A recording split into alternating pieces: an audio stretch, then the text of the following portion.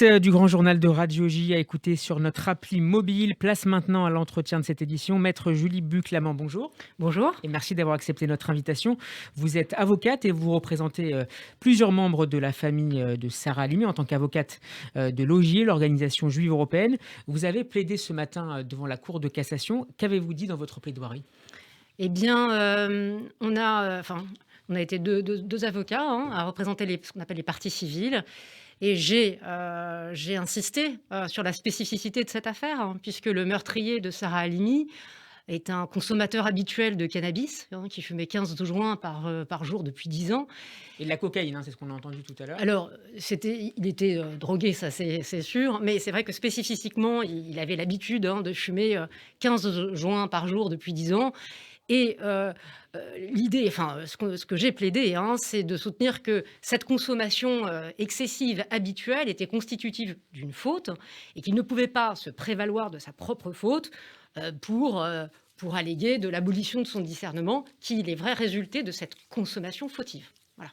Ça ne peut pas finalement le protéger d'un éventuel procès, dans la mesure où c'est une habitude fréquente qu'il avait depuis plusieurs années. Alors, au-delà de l'habitude, c'est la faute, puisque consommer du cannabis est constitutif d'une faute. Voilà. Et en l'occurrence, dans cette affaire, c'est sa consommation qui avait entraîné ce qu'on appelle une abolition du discernement, qui, en principe, est une cause d'irresponsabilité pénale. Mais eu égard à la faute qu'il avait commise, ce que j'ai plaidé et ce que j'ai demandé à la Cour de cassation de retenir, c'est que cette faute était constituait un obstacle à la cause exonératoire de responsabilité, qui est l'abolition du discernement. Alors, il faut peut-être rappeler à nos auditeurs que l'arrêt pris en 2019 par la Chambre de l'instruction de la Cour d'appel de Paris avait suscité l'émoi au sein des proches, évidemment, de Sarah Halimi, mais aussi au sein de la communauté juive. La Cour d'appel, et c'est ce que vous expliquiez à l'instant, avait retenu l'abolition du discernement du tueur. Est-ce que vous pensez que dans quelle mesure l'argument que vous avez avancé ce matin dans votre plaidoirie peut faire un peu basculer la balance, si vous me permettez l'expression? Écoutez, c'est vrai que en principe, la jurisprudence retient que les juges du fond, ce qu'on appelle les juges du fond, c'est-à-dire les juges qui statuent avant la Cour de cassation, apprécient souverainement cette cause exonératoire de responsabilité, qui est donc l'abolition du discernement. Mais ce que j'ai soutenu, c'est que la Cour de cassation, j'ai invité la Cour de cassation à opérer une évolution de sa jurisprudence et à retenir une règle de droit, un principe prétorien, qui consiste à dire que lorsque l'abolition du discernement résulte d'une faute, le criminel ne peut pas s'en prévaloir. Et je pense que l'argument est fort, mais c'est vrai que si la Cour de cassation nous suivait, les parties civiles, il y aurait une évolution de sa jurisprudence. Autrement dit, je parle en amateur évidemment, vous ne pouvez pas vous appuyer à l'heure actuelle sur une jurisprudence qui irait dans ce sens-là, d'où le combat que vous menez depuis plusieurs mois et encore aujourd'hui pour faire évoluer la jurisprudence dans ce cas-là. C'est exactement ça. On n'a pas une jurisprudence, on n'a pas une règle jurisprudentielle qui dit la faute constitue un obstacle à l'irresponsabilité pénale résultant de l'abolition du discernement. À ce jour, on n'a pas de décision de la Cour de cassation qui le tranche ainsi. Néanmoins, est-ce qu'il y a des arrêts européens qui permettraient d'aller dans ce sens-là?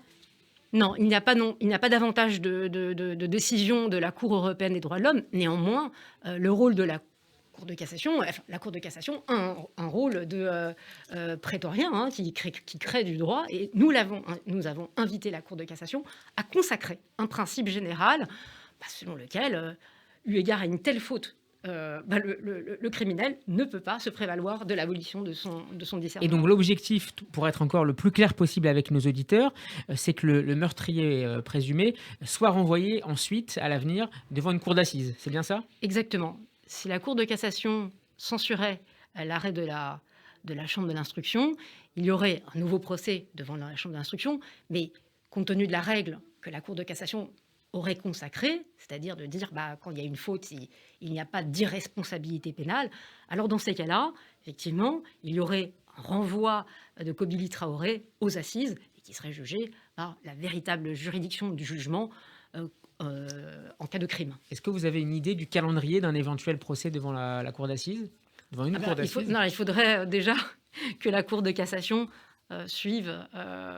Oui, oui, non, si elle vous suivez les arguments. Ça prendrait encore du temps, puisqu'il y aurait nécessairement, avant l'étape de la Cour d'assises, il y aurait, avant cette étape, un renvoi après la cassation devant une autre chambre de l'instruction qui devrait se prononcer sur euh, la responsabilité pénale. Donc, La prochaine étape, je crois que c'est le mois d'avril, c'est ça? oui, nous avons une date de lecture au mois d'avril de l'arrêt de la Cour de cassation et on sera donc vite fixé dans un peu plus d'un mois. Dans quel état psychologique se trouvent les membres de la famille de Sarah Halimi, notamment son frère et sa sœur que vous conseillez?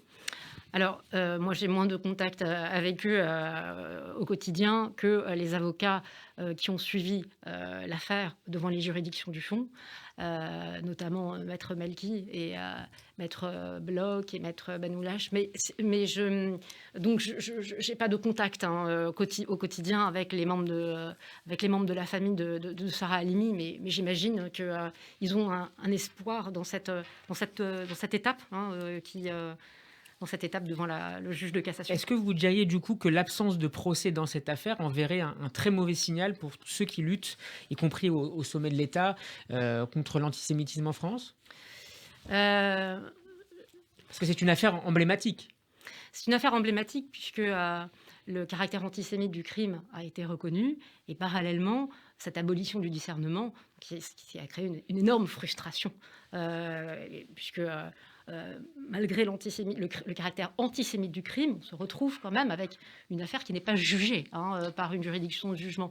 Donc c'est vrai que il y aurait une très grande frustration si la Cour de cassation rejetait le pourvoi des parties civiles. Merci beaucoup, maître Julie Je Buclément, vous en d'avoir prie. été mon invité cet après-midi. Je vous en prie. Votre interview est à retrouver sur notre site radioj.fr et en vidéo sur notre page YouTube. Bon après-midi à vous. Merci beaucoup.